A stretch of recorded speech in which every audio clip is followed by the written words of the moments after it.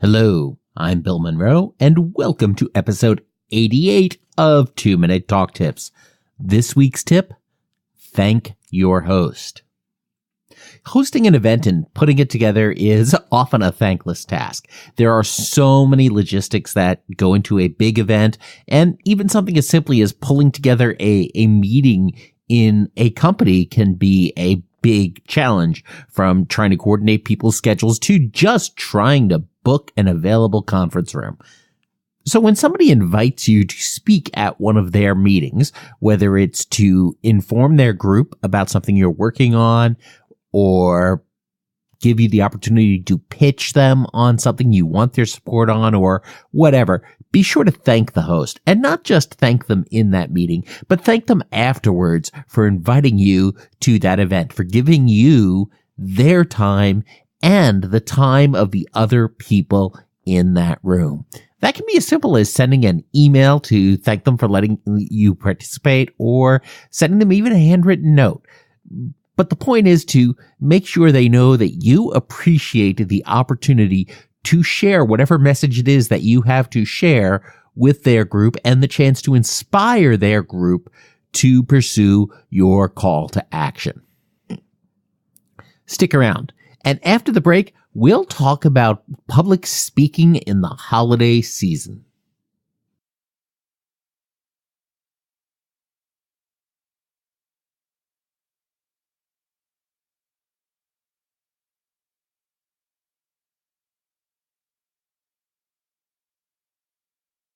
Welcome back.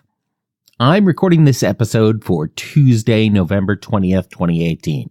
That is Thanksgiving week in the U.S. It is the kickoff to the holiday season in the U.S., and that has all sorts of things associated with it. Thursday this week, we have Thanksgiving, and I am looking forward to it. My primary job on Thanksgiving Day is to stay the heck out of my girlfriend's way while she prepares a fantastic dinner once again. That also means that millions of Americans across the country will be tuning into some station on terrestrial TV, or hunting through cable, or hunting through their streaming services, or digging out that DVD they play every year for a Charlie Brown Thanksgiving, which features 2 Thanksgiving dinners, one of which is certainly rather creative. Heck, some years I'm not sure I could do better than all that toast and popcorn. Oh, and the pretzel sticks, of course. But of course, one of the most iconic moments from that film, or cartoon, or TV program, or whatever we want to call it these days, is when Linus stands up and offers his prayer of Thanksgiving. It goes, "In the year 1621, pilgrims held their first Thanksgiving feast.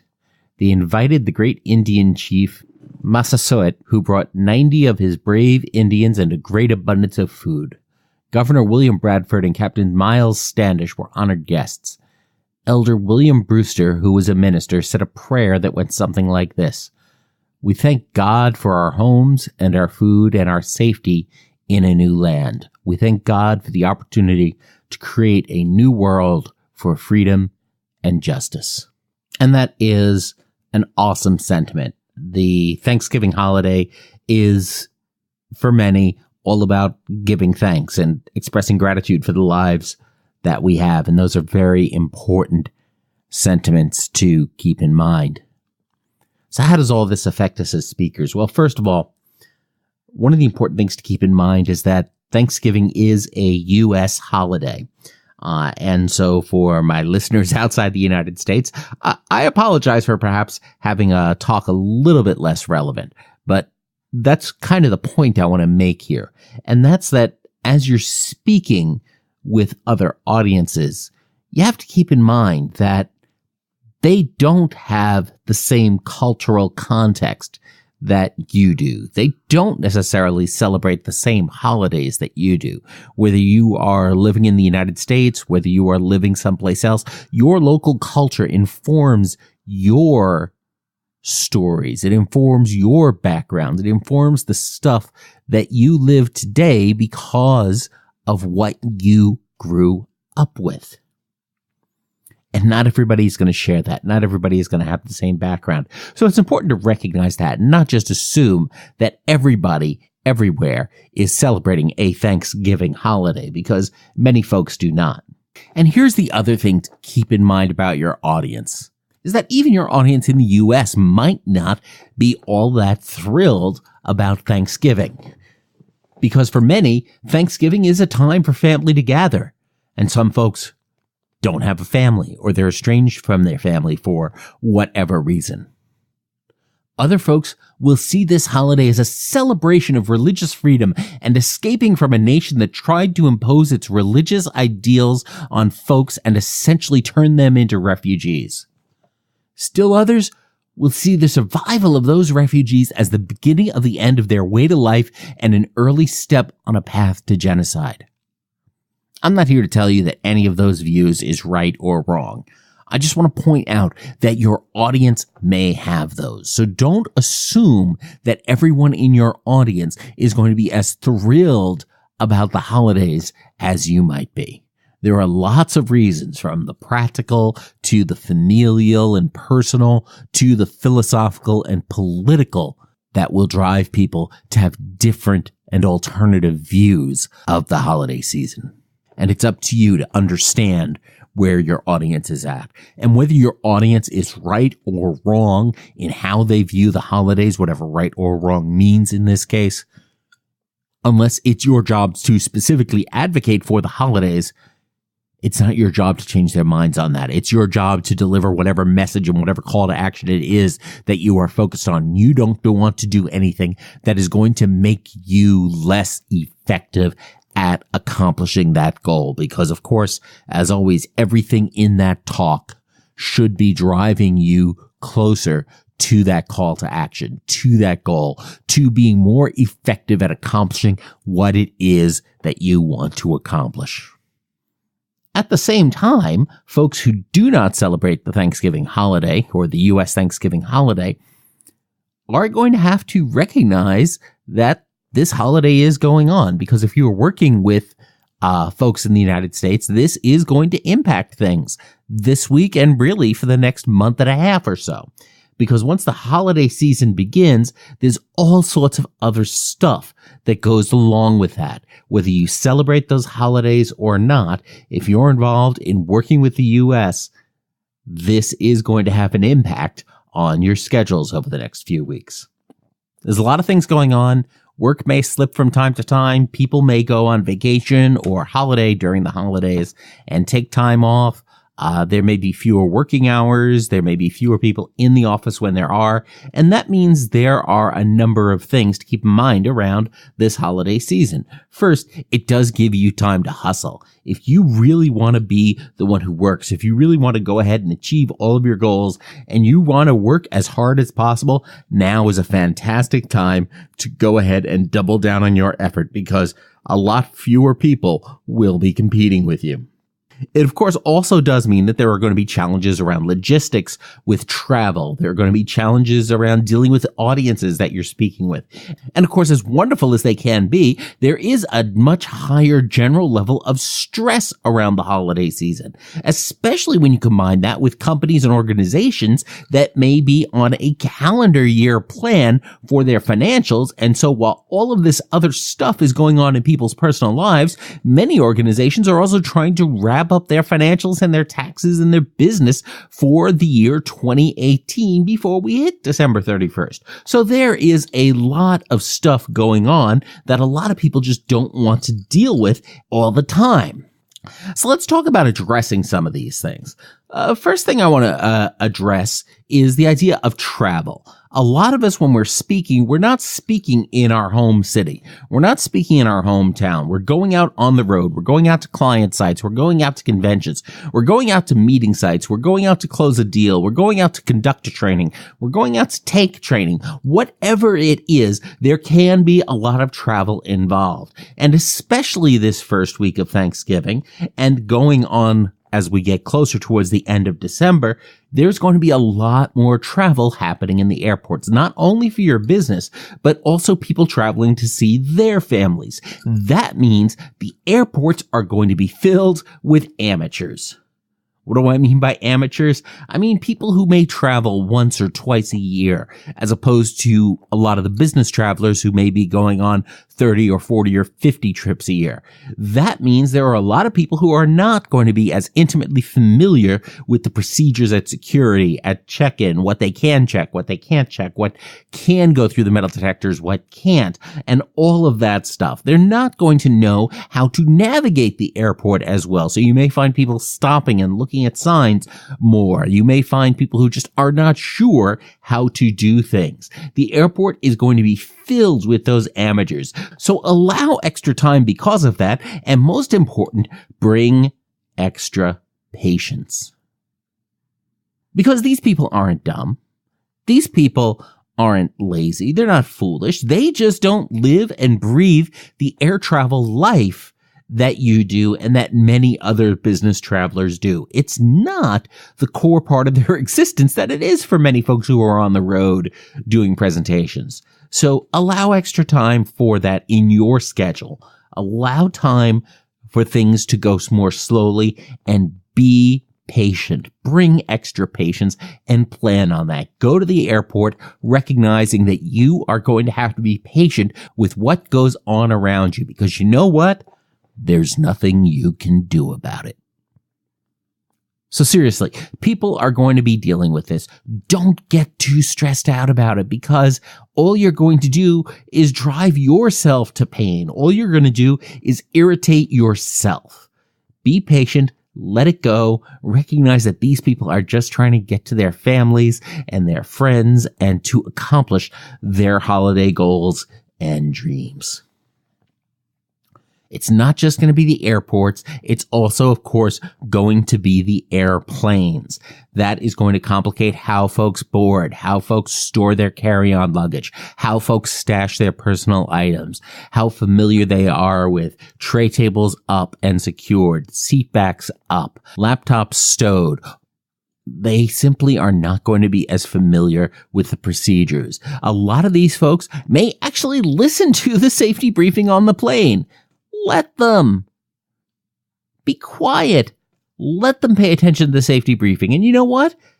From time to time, it's a good idea for us to pay attention as well. Be patient and recognize extra time. Of course, another key thing related to this is that this time of year means that we are going to be contending with weather. Everything from how long it takes vehicles to get through the drop-off lanes at the airport to weather delays on aircraft, issues when a machine runs out of de-icing fluid, storms in other parts of the country that can delay an inbound aircraft, storms that can delay boardings, weather challenges that can delay your takeoff, route arounds, and all sorts of other things that can happen, even potential diversions. But the key thing here is allow extra time in your schedule. Don't book a flight that is going to have a 45-minute layover, especially if you're going to be trying to do that layover in Minneapolis or Detroit to New York or Philadelphia or any of those places in the northern part of the country. And remember, even parts of the southern part of the country can be shut down by snow. Occasionally it does happen, and all it takes is an inch or two to shut things down.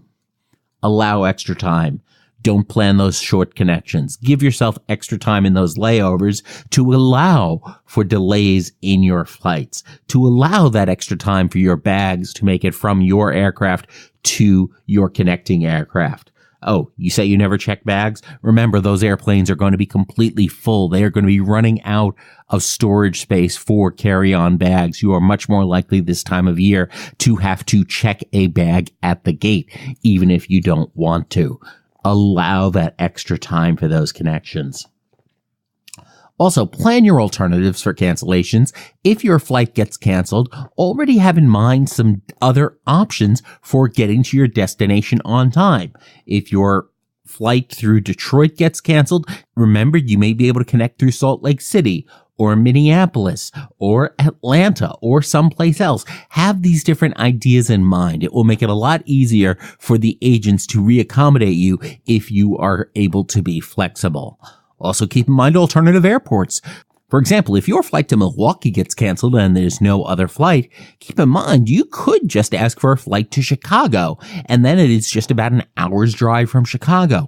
There are these alternatives. How can you get as close to your destination as possible if your flight gets canceled? Keep those alternatives in the back of your mind. Before your trip, double check your reservations. Make sure especially your rental car reservations are secured and your hotel reservations are secured, because again, when more and more people are traveling, there is less slack in the system if a mistake does get made. If your flight gets canceled, remember to go ahead and call your hotel if you're going to be late arriving, to reduce the likelihood that they give away your room when you haven't arrived by midnight.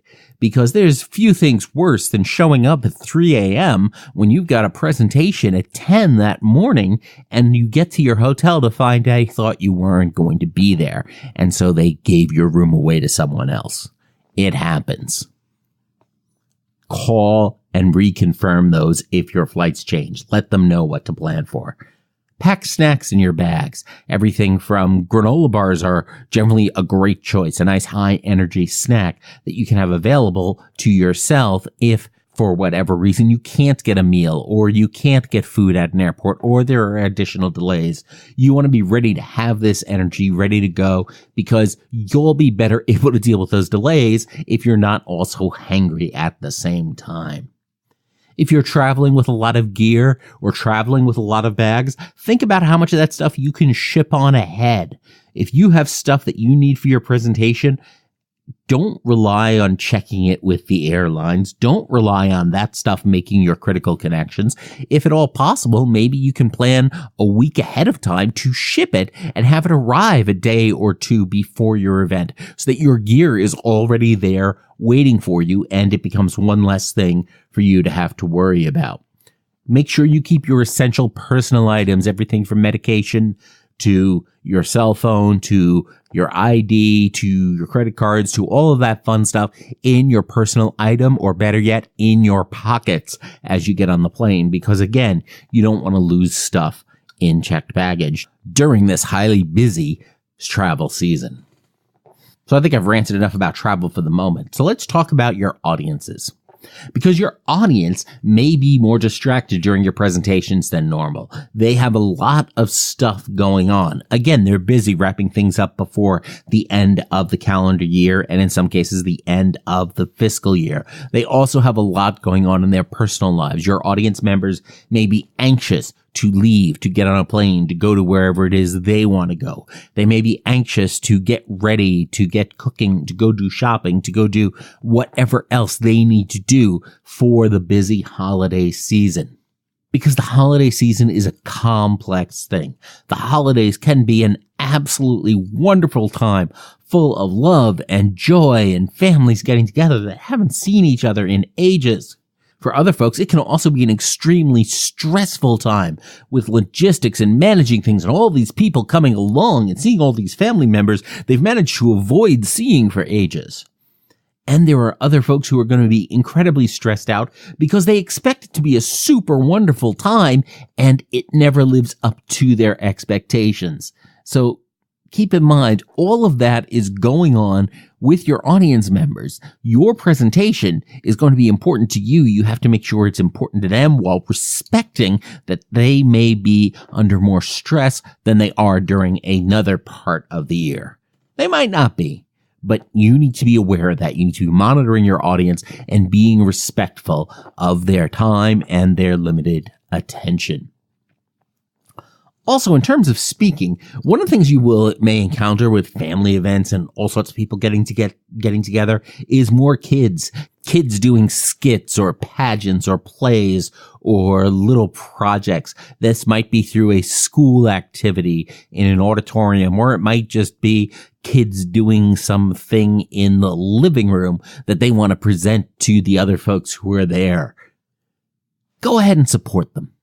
Because these early experiences that kids have with performing in front of an audience, with speaking in front of a group, with getting up in front of a stage or standing in front of their peers or standing in the living room in front of their family with the attention focused on them, The experience they have at this age doing those things will have an incredible influence on how they feel about public speaking later on as they go through school and go through their careers and take their own stages. And if they have a terrible experience now, well, there's a whole industry of us who will be happy to coach them later on in their careers when it's impinging on their professional life. But for now, support them. Give them the support they need to have a good experience speaking and presenting in front of a group. Presenting and speaking may be super easy for many of us, but that's because we do it so much and we love it. For kids, this is the time when they can start to discover that they love it. Finally, because it is Thanksgiving week, I want to talk about being thankful and practicing gratitude. This is something that Mario Pareca talked a lot about back in episode 66, and he talks about it every day in his 10-Minute Mindset podcast. And if you want to learn more about this from Mario, go ahead and check out the interview we did over at 2minutetalktips.com/Mario. But develop a practice of gratitude, of recognizing the good things that go on in your life. And when things are bad, usually there's still something good going on. There's some sort of positive element that we can extract. So make a list. Every day, start the day and end the day by coming up with one thing that you can be grateful for, that you can be thankful for, and write it down. That thing that you're grateful for, it could come from family, it could come from friends, it could come from the universe, could come from work, from a colleague, from something you see in the news, from the weather, from an awesome cat that you see out in the street, from God or whatever spiritual entity you worship. Gratitude can come from all these places. You can find something to be grateful for, even if it's something as simple as still being alive. But there's something. And make a list. Every morning and every evening. And you know what? After a month, you'll have a list of 60 things that you could be grateful for.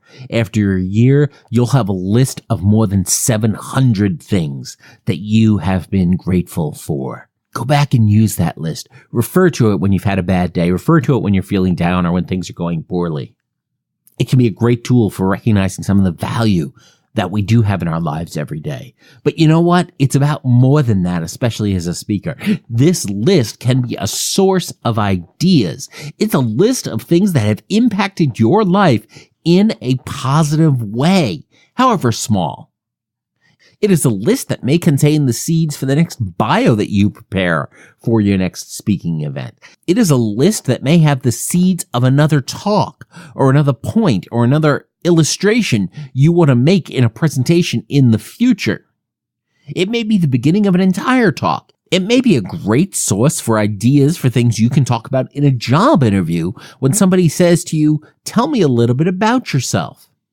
This list of things that have impacted your life that you are grateful for can make for a great talk, because we are most effective when we speak from the heart about the things we believe in. That drives our authenticity. That drives our passion. And even if we're talking about our organization's sales results and our plans for next month, for next quarter, for next year, there is something that we are talking about that we believe in, that we believe we are on the right path, that we believe we are taking these steps and this is why we can be successful with this, that we believe that this is important and that our audience should think that this is important. And if we don't believe that anything we're talking about is true, and if we don't believe that it has impact, and if we don't believe that what we're talking about matters, then we better stop talking about it. This list will help you do all of those things. So it's time for me to start getting ready for our own holiday celebration here in Seattle. As you go forward, start working on your gratitude list. Enjoy the holidays that you celebrate. Have patience with the folks around you. And of course, as always, don't get best. Get better. Thanks a lot. I'm Bill Monroe, and I'll talk to you next week.